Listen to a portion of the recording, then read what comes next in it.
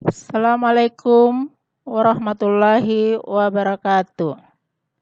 Salam sehat dan selamat bertemu kembali kita dalam pembelajaran PKN yang saat ini kita masuk pada bab 5, yaitu Sumpah Pemuda dalam Bingkai Bhinneka Tunggal Ika, yang terdiri dari 3 subbab.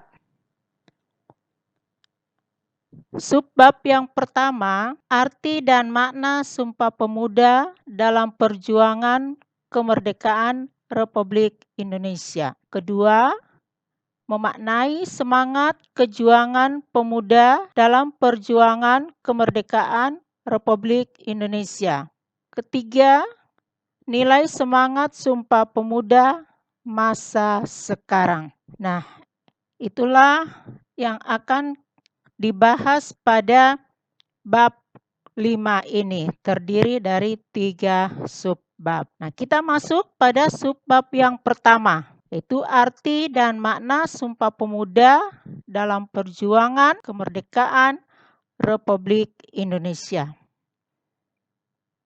Peristiwa sejarah Sumpah Pemuda merupakan suatu pengakuan dari pemuda-pemudi Indonesia yang mengikrarkan satu tanah air, satu bangsa, dan satu bahasa. Sumpah Pemuda dibacakan pada tanggal 28 Oktober 1928,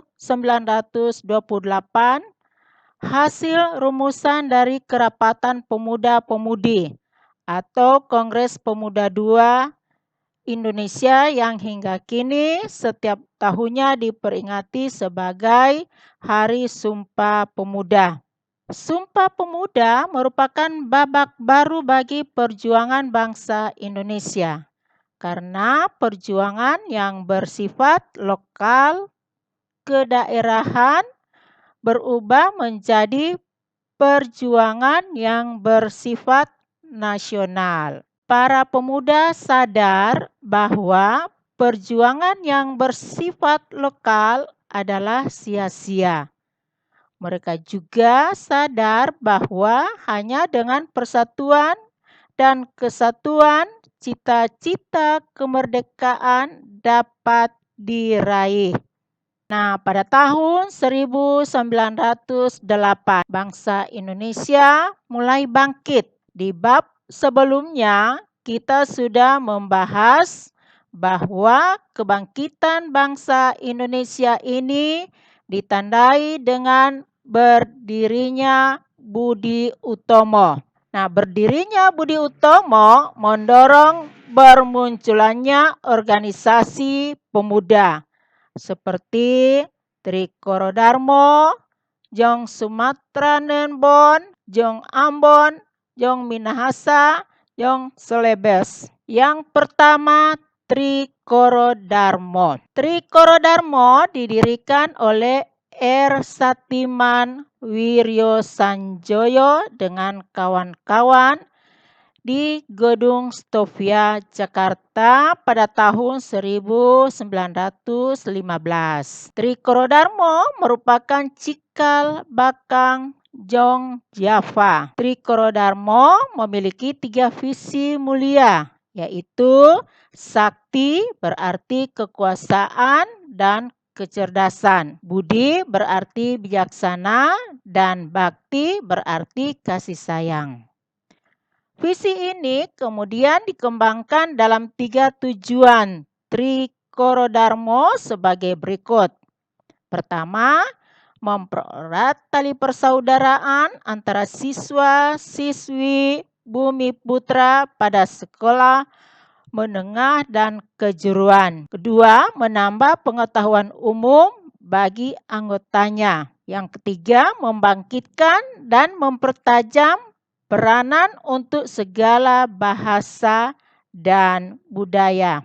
Nah, dalam kongres pertamanya di Solo pada tanggal 12 Juni 1918, Trikoro Darmo mengubah namanya menjadi Jong Java. Kongres juga menetapkan perubahan haluan organisasi dari semula organisasi non-politik menjadi organisasi politik. Pada kongres selanjutnya di tahun 1926, Jong Java menyatakan dalam anggaran dasarnya hendak menghidupkan rasa persatuan seluruh bangsa Indonesia serta kerjasama dengan semua organisasi pemuda dalam rangka membentuk keindonesiaan. Dengan demikian, organisasi ini menghapus sifat Jawa sentris serta mulai terbuka bekerja sama dengan pemuda-pemuda bukan Jawa. Nah, perhatikan Trikorodharmo yaitu pada 12 Juni 1918 yaitu kongres pertama di Solo berubah menjadi Jong Java. Yang berikut Jong Sumatran Nenbon.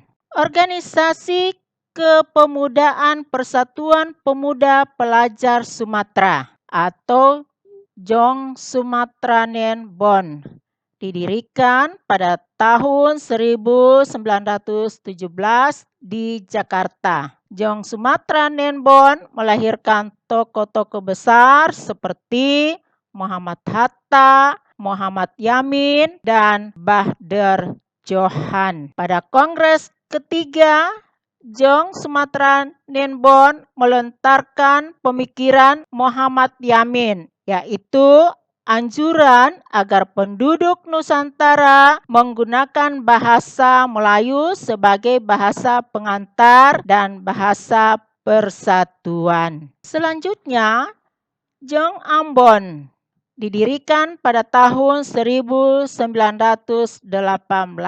Selanjutnya antara tahun 1918 sampai 1919 berdiri Jong Minahasa dan Jong Celebes. Salah satu tokoh yang lahir dari Persatuan Pemuda Minahasa adalah Sam Ratulangi. Organisasi pemuda lainnya yang bergerak untuk mewujudkan cita-cita Indonesia merdeka adalah Sekar Rukun, yaitu pada tahun 1919.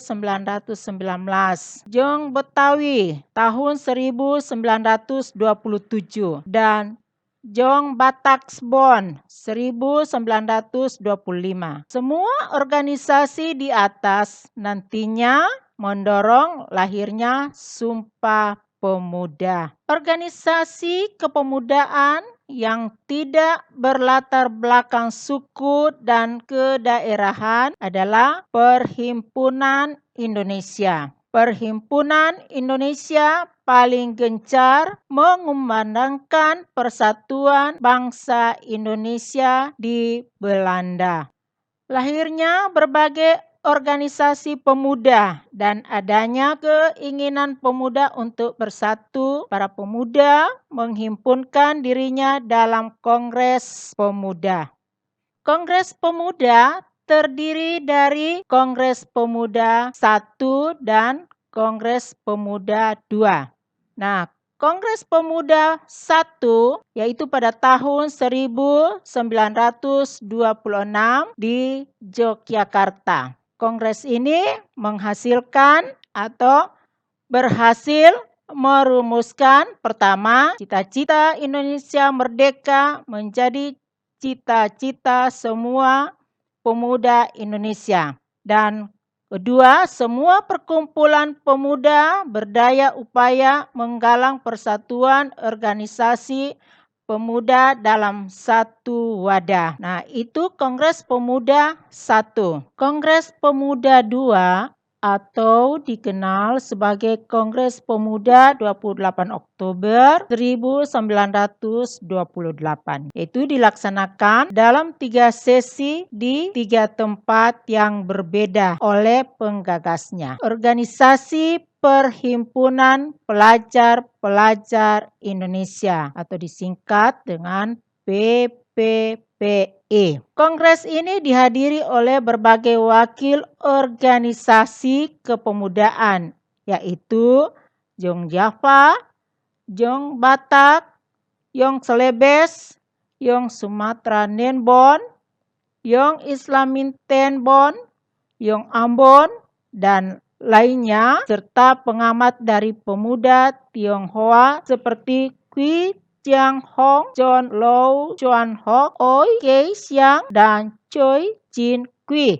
Rapat pertama diadakan pada hari Sabtu, tanggal 27 Oktober 1928 di Gedung Katolike Yongenlingenbon atau KJB Waterloo Plain yang dulu adalah lapangan banteng. Dalam sambutannya, Ketua PPPI Sugondo Joyo Puspito berharap kongres ini dapat memperkuat semangat persatuan dalam sanubari para pemuda. Acara dilanjutkan dengan uraian oleh Muhammad Yamin tentang arti dan hubungan persatuan dan pemuda. Menurutnya, ada 5 faktor yang bisa memperkuat persatuan Indonesia, yaitu sejarah, bahasa, hukum adat,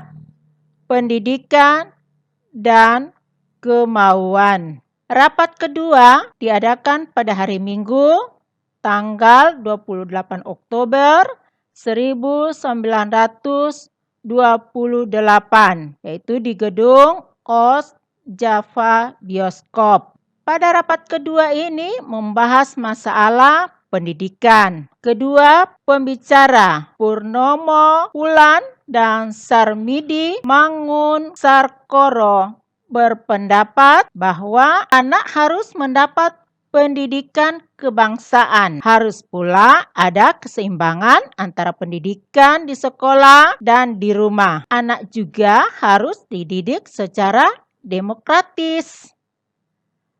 Selanjutnya, rapat penutup. Pada rapat penutup di Gedung Indonesia Klub Gebau di Jalan Kramat Raya 106, Sunario menjelaskan pentingnya nasionalisme dan demokrasi selain gerakan kepanduan. Ramlan mengemukakan gerakan kepanduan tidak bisa dipisahkan dari pergerakan nasional. Gerakan kepanduan sejak dini mendidik anak-anak disiplin dan mandiri. Hal-hal yang dibutuhkan dalam perjuangan. Bila kalian bingung dengan kepanduan, apakah kalian pernah mendengar kegiatan pramuka? Nah, maka kegiatan pramuka itulah kegiatan kepanduan. Adapun panitia Kongres Pemuda sebagai berikut. Ketua Sugondo Joyo Puspito dari PPPI.